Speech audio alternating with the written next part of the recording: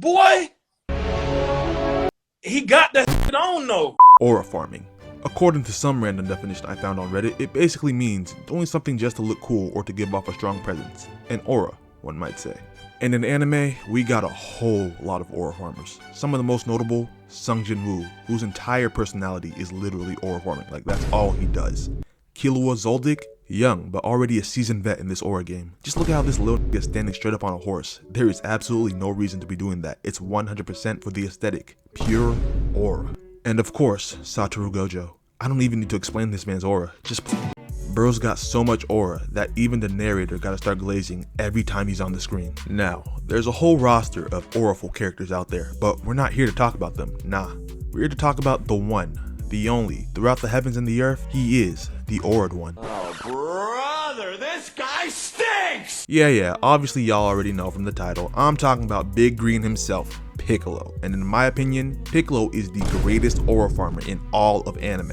Now, I know that's a bold ass claim, especially with how many anime characters be out there farming aura like it's a full-time job. But don't worry, I came prepared. Today, we're breaking down a multitude of examples showing why when it comes to this aura farming shit, none of these other anime niggas are on his timing. But before we get into that, if you rock with anime content, make sure to leave a like and subscribe. And the question of the day is, which anime characters do you think has the most aura? And without the way, let's get started. We gotta kick things off by talking about what might be the most prominent part of his aura farming, Piccolo's pull-up game. That is elite. I'm talking Steph Curry against drop coverage type elite. Bro's pull-up game is easily top 2 and ain't 3 or 2. Trust. First one I gotta mention is when he ran up on Bojack. Peep this. Gohan is getting the life jumped out of him, not even getting a chance at the fair ones. And just to add insult to injury, Bojack fires off this massive energy blast at Gohan, and Gohan decides to block it. Not gonna lie, if this was Team 4-Star, Piccolo would have been crashing out over Gohan not dodging. Anyway, right before the blast hits, a stray special beam cannon deflects it. Bojack glances to the side, confused, and then we cut to Piccolo, arms crossed, posted up in the coldest way possible. He ain't even really doing too much, and that's why it hits. He's letting the natural aura do the work. What some Piccolo aura deniers will try to say is that he gets absolutely washed in scenes like this. And yes, he does sometimes, but what they fail to realize is Piccolo taking these ass whoopings and still maintaining top tier aura, that's a testament to how far above these other anime niggas he really is. Now, on to the next pull-up, and we're getting the two most notable ones out the way, the second being from the Broly movie. Peep this. Another day, another scene saving Gohan. Get used to it, it's a reoccurring theme. So Broly fires a ki blast meant to send Gohan straight to the gulag, but out of nowhere, a stray ki blast deflects Broly's attack. He turns to see who's messing with his kill streak, and that's when we get one of the all-time aura farming performances from Piccolo. We waste a good 10 seconds just panning the camera up for dramatic effect, and when it finally reaches the top, we see Piccolo standing there, cape draped covering most of his body. Now to the untrained eye, this might seem like a missed opportunity, but what Piccolo does next proves he's a master of his craft. Bro literally changes the trajectory of the wind just so his cape can blow the right way for a cold reveal. This man is manipulating aerodynamics in real time for aura farming purposes. And the wildest part, that's not even the craziest thing he's done. See, we all know the Broly movie takes place on a completely different planet. The Z Fighters had to travel there in a spaceship, and Goku used instant transmission to pull up. But Piccolo, he wasn't on that ship, and Goku didn't come get him, so how did he get there? Well, you see, it's simple. Piccolo's aura is so transcendent that it allows him to be any and everywhere, as long as it's for a cold entrance and to show off the fit. Now, the way Piccolo pulled up in the Lord Slug movie was a prime display of what he can really do when he's in full aura farming mode. Just like the last two times, Gohan is getting washed. I ain't gonna lie, I'm getting cooked. From the jump, you gotta take notes on how Piccolo pulls this off. He starts it just like before, with the ki blast coming from off screen, and he does this for a reason. See, by firing off his attack without showing himself first, he gets the audience wondering, yo, who just did that?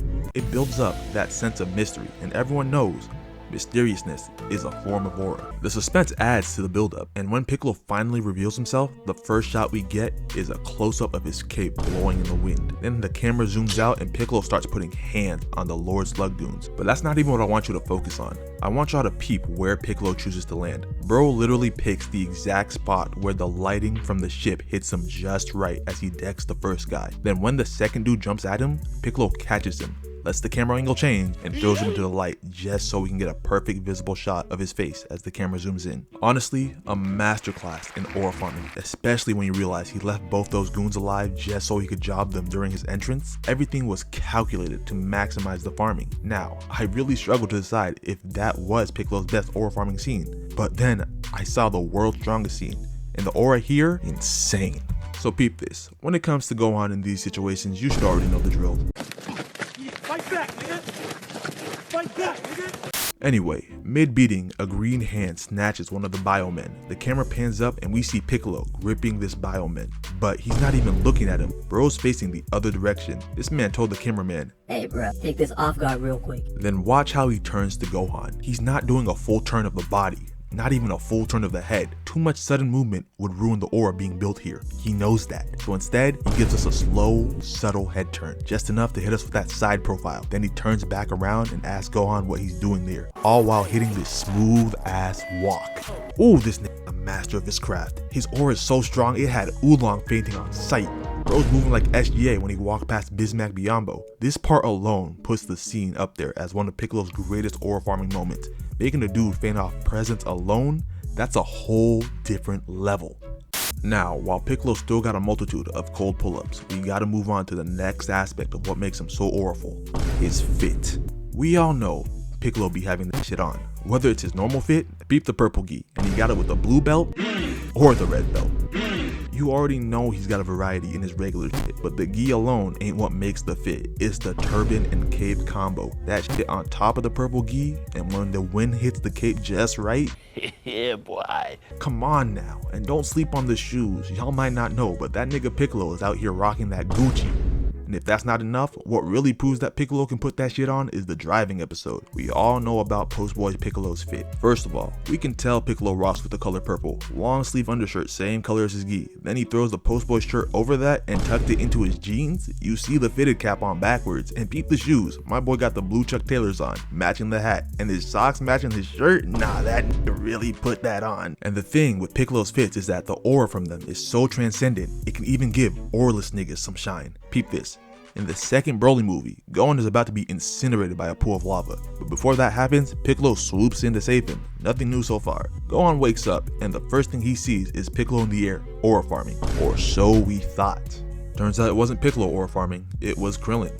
Now, Krillin did have a bit of aura back in the day, but let's be real, it's been a minute. That nigga is extremely auraless now. But by putting on the Piccolo fit, he was temporarily able to replicate a fraction of the aura Piccolo naturally produces. Now, he does quickly remind us of why he was auraless in the first place. This man hits a whole ass twirl, gave Gohan a 360. Nah, that's insane from you, Krillin.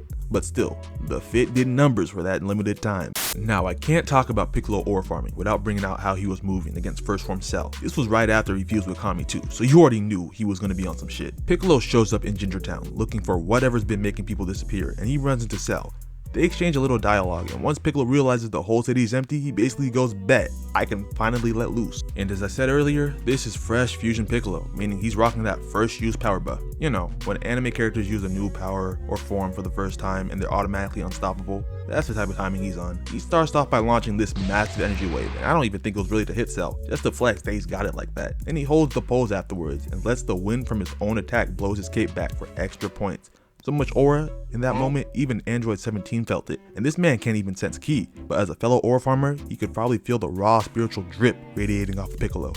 But that wasn't even the peak of his aura farming in this fight. Nah, that comes next. Piccolo charges at Cell, who jumps up to counter him, but Piccolo pulls one of the most unnecessarily extra moves I've ever seen in DBZ. Like, what he does next has no reason behind it except to farm aura. He dodges the punch with a sharp left turn, flies past Cell, then stops midair, and comes flying in backwards, like actually moving in reverse. Cape still flowing, by the way. And if that wasn't wild enough, Bro starts spinning on the way in. Watch the animation. Piccolo is flying straight backwards, then the camera shifts, and this man decides, nah, I'm gonna spin like a Beyblade real quick before kicking Cell. And that would have been enough. That could have been the highlight, but nah, Piccolo tries to run it back. Man went for the back-to-back like he's the KD Warriors. Cell barely dodges the second one, and normally when you whiff something like that, your aura takes a hit, but Piccolo, even when he misses, he does it with grace. Look at how clean he lands. No stumble, no awkward recovery, just pure control.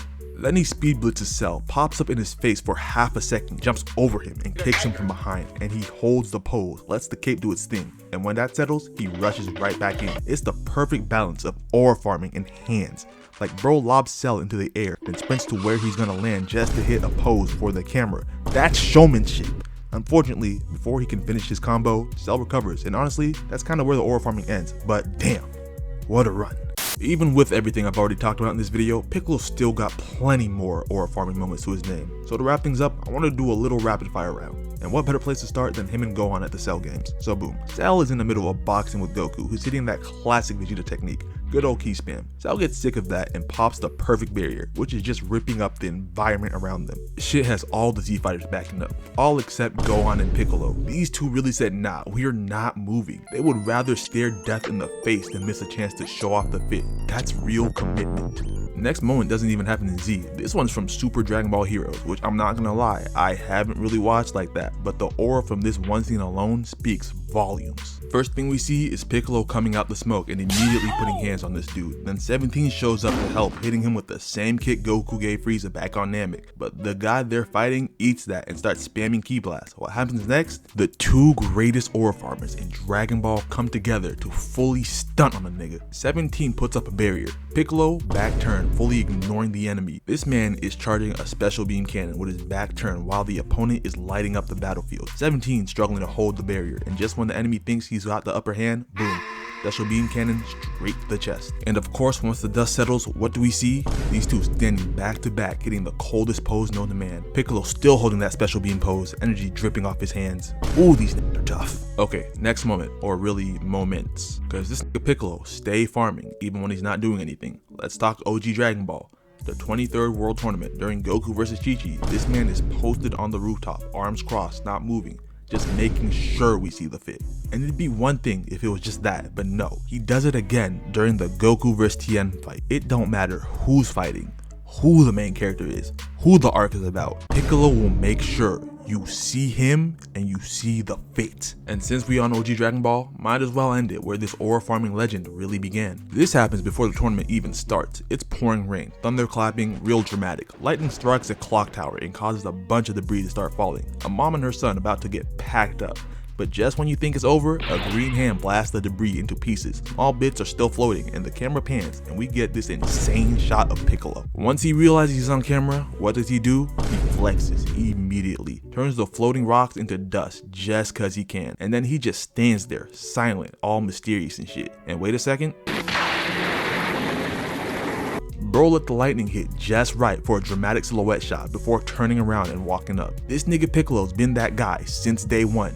Always has been and always will be the greatest aura farmer in anime. And that's gonna do it for today, folks. If you enjoyed today's video, then make sure to leave a like and subscribe. And remember to answer today's question: which anime character do you think has the most aura? And if you want to see this type of video for other characters, drop that too. And until next time, peace.